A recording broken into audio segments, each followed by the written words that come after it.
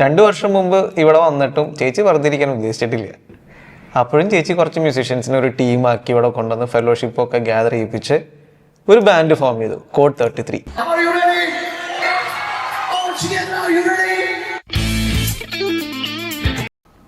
ബാൻഡിന്റെ തുടക്കം സത്യം പറഞ്ഞാൽ ഞാൻ നാട്ടിൽ വന്നിട്ടല്ലായിരുന്നു. ഞങ്ങൾക്ക് സൗദിയിലായിരുന്നപ്പോ തന്നെ അവിടെ ഒരു ബാൻഡ് ഉണ്ടായിരുന്നു. അപ്പോൾ ഞങ്ങൾ സൗദിയിൽ നിന്ന് വിട്ടുപോരുമ്പോ എന്റെ ഏറ്റവും വലിയ വിഷമം എന്ന് പറഞ്ഞാൽ എന്റെ ബാൻഡ് ഞാൻ വിട്ടുപോരാണല്ലോ, ഇനി ഇങ്ങനത്തെ ഒരു വേദി എനിക്കില്ലല്ലോ, അത് മിസ്സാവല്ലോ എന്ന് എനിക്ക് ഭയങ്കര വിഷമമായിരുന്നു. അപ്പൊ ഞാൻ നാട്ടിൽ വന്ന് ആദ്യത്തെ കുറച്ച് മാസങ്ങളിൽ തന്നെ ഞാൻ എന്ത് വിഷമം ഉണ്ടെങ്കിലും അതിങ്ങനെ പറയാണ്ട് തന്നെ ചേട്ടനിങ്ങനെ അറിയില്ല. പിന്നെ പറഞ്ഞിട്ടോ അപ്പൊ ചേട്ടൻ പറഞ്ഞു, നിനക്ക് ബാൻഡില്ലാന്നുകൊണ്ട് നീ വിഷമിച്ച് വെച്ചിട്ട് കാര്യമൊന്നുമില്ല, നിനക്ക് വേണമെങ്കിൽ നീ പോയി സ്റ്റാർട്ട് ചെയ്യണം, അല്ലാണ്ട് ബാൻഡ് നിന്റെ അടുത്തോട്ട് വരുമൊന്നുമില്ല എന്നുള്ളൊരു ചിന്തയാണ് ചേട്ടൻ പറഞ്ഞത്. അപ്പോൾ ഒരു ട്രെയിനിങ് പ്രോഗ്രാമിൽ പോയപ്പോൾ പരിചയപ്പെട്ടതാണ് ലിയോനെ. അപ്പോൾ ലിയോന്റെ അടുത്താണ് ഞാൻ ഈ ചിന്തകളൊക്കെ ആദ്യം പങ്കുവെച്ചത്. അങ്ങനെ ലിയോ വഴിയാണ് ബാക്കി എല്ലാവരെയും കണക്ട് ചെയ്തതും.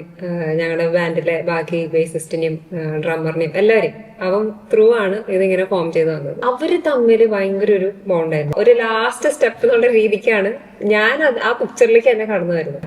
അവര് തമ്മിൽ ഒരു 10 വർഷം 12 വർഷം ഒക്കെ ഉള്ളൊരു പരിചയം ഉണ്ടായിരുന്നു. അപ്പൊ അവര് തമ്മിൽ നല്ലൊരു ഫെലോഷിപ്പ് ഓൾറെഡി ഉണ്ടായിരുന്നു.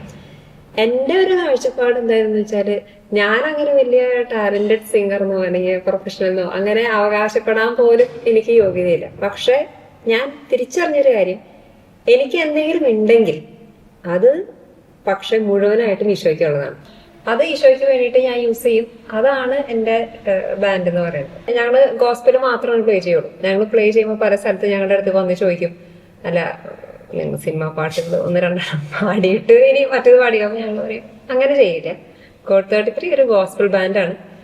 ബാൻഡിലുള്ളൊരു ഇൻഡിവിജ്വലായിട്ട് അവര് പ്രൊഫഷണൽ മ്യൂസിഷ്യൻസ് ആണ്. അവര് ഫിലിംസിൽ വർക്ക് ചെയ്യുന്നവരുണ്ട്, ഫ്രീലാൻസ് ആയിട്ട് ചെയ്യുന്നവരുണ്ട്. ഇൻഡിവിജ്വലി അവർക്ക് അങ്ങനെ ചെയ്യാം. പക്ഷെ കോഡ് 33 എന്ന ബാൻഡ് ഒരു ഗോസ്പൽ ബാൻഡാണ്. പക്ഷെ അങ്ങനെ നിന്നിട്ട് പോലും ഞങ്ങൾക്ക് അതിരൂപത തലത്തിലുള്ള ഇൻവിറ്റേഷൻസ് കിട്ടിയിട്ടുണ്ട്.